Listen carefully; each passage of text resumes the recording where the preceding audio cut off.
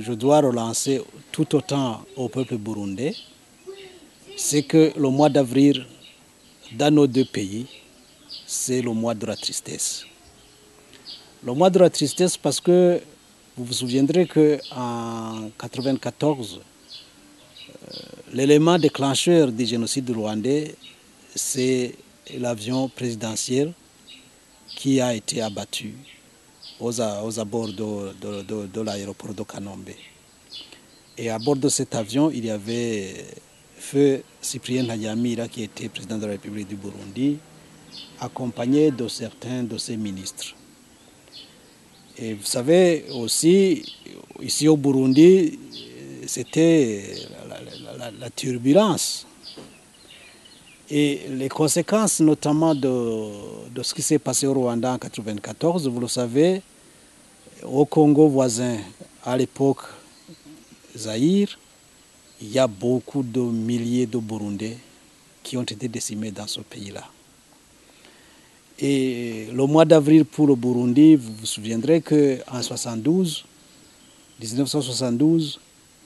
le Burundi a connu la pire des tragédies que le Burundi a connues jusqu'à aujourd'hui.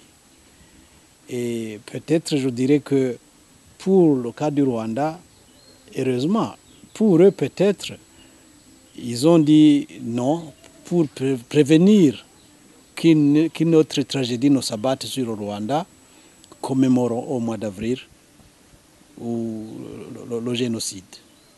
Peut-être que si on avait fait de même au Burundi, peut-être que les massacres répétitifs ou les génocides répétitifs ne se seraient pas produits. Et qu'est-ce que je dirais, juste pour essayer de conclure à cette question, c'est que le génocide a été le résultat, au Burundi comme au Rwanda, ça a été le résultat de l'exclusion.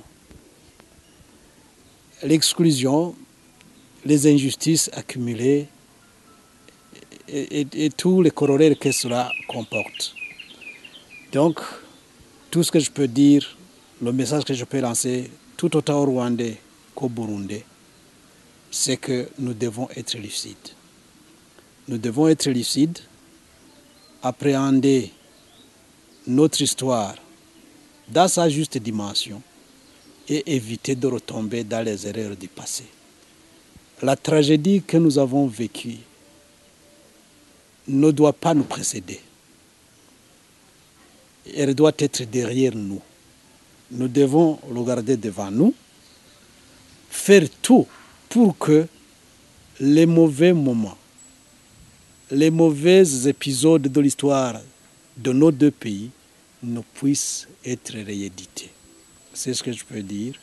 Il faut que les Burundais, il faut que les Rwandais, nous nous armons de tout le courage de nous dépasser, de dépasser nos colères, de tout faire pour que la rancune ne soit pas à la base ou le leitmotiv de nos relations, mais plutôt qu'on tende vers une véritable réconciliation, vers une véritable concorde. C'est ça qui va édifier nos sociétés, c'est ça qui va faire émerger nos deux pays.